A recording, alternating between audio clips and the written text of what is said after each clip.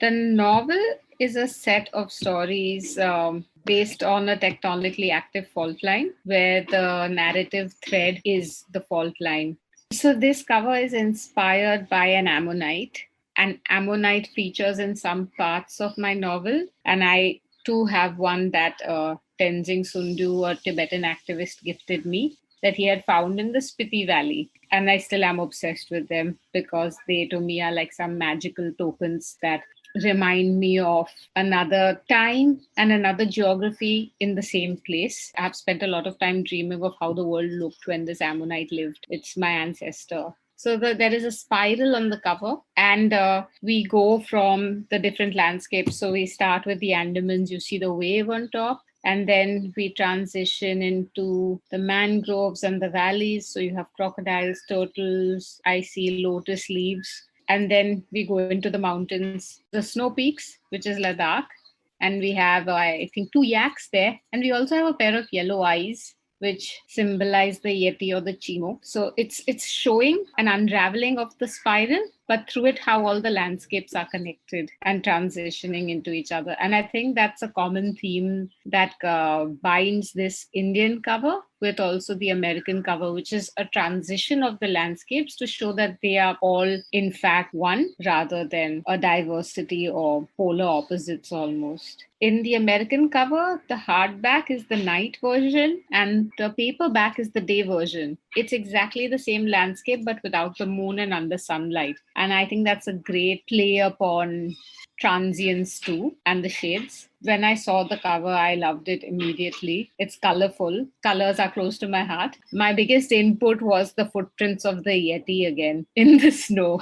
I'm obsessed with the Chimo and I want him to be part of all my covers. So I just bring him in somehow. The UK paperback is in blue. They just changed the colors. I don't see anything else that's been done to it. But I like the inky blue. You know, Rashmi has captured the movement of the story. It all begins or ends with the wave. It's also, I feel, a serendipitous way of how the illustrator and the text have worked to pay homage to Hokusai, the Japanese artist who painted the Great Wave. Now I can speak about the books in translation because that's really where I see two cultures coming together to sell the same story. I don't know if they come together to tell the same story, but definitely to sell the same story. When you write the book, you write it to be true and authentic to the story, but the book cover is like the Tinder part of the relationship between the reader and the writer, and I guess looks matter. Well, the Swedish cover looks very good.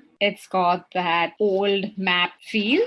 I think it does the job of getting someone interested in the book. But for me, the book is about four landscapes and it's about nature, and this just captures the first, which could be a good introduction. So, firstly, I was told that in France, people like long titles and plain book covers. It's almost like bigger, the name, if you're Albert Camus or something, then you just put your name and the title in black or whatever, some basic color behind the monotone background. That's the way it books. And it seems that a hefty book is defined by that. I was told that there is no direct translation of longing and that desire and longing are synonymous in French. So they changed the title to, I think it's the desire or longing of the souls and the continents. So the initial cover that came to me was in magenta, pink, and purple. It had a mango motif, which we paint on our palms of our hand, and it had these, I would say, scarf colors. If I were to bring the book down to its essence, what is it for me? For me, it is nature, and nature does not have a cultural connotation. So now the cover is quite, I would say, accurate in that it has a lot of forms of life. I see elephants, crocodiles, shark, turtles,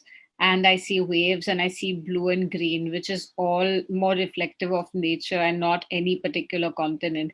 I can now see the French cover and I don't see anything Indian or exotic, and I appreciate that and I value that. But that was the journey we had to make in this one. It is remarkable how much the cover says about how the publishing house and the translator and that particular culture treat foreign books, because This translator had the most interesting questions catching me out on historical details. For example, in the beginning of the book, I refer to a young prime minister, and by that, I refer to Jawaharlal Nehru. And this translator emailed me saying that Jawaharlal Nehru was an old man then, he wasn't young. So why would I call him young? And I appreciate that level of detail that the translator went into. That shows also in the cover, because they have just gone outright and interpreted it in a way which reflects the, I mean, it reminds me of Russian fairy tales, that kind of illustration. I remember having these books as a child, and the covers looking something like this and looking very magical, yet not looking Western or Indian, and creating this space for an other culture, the Baba Yaga, that witch whose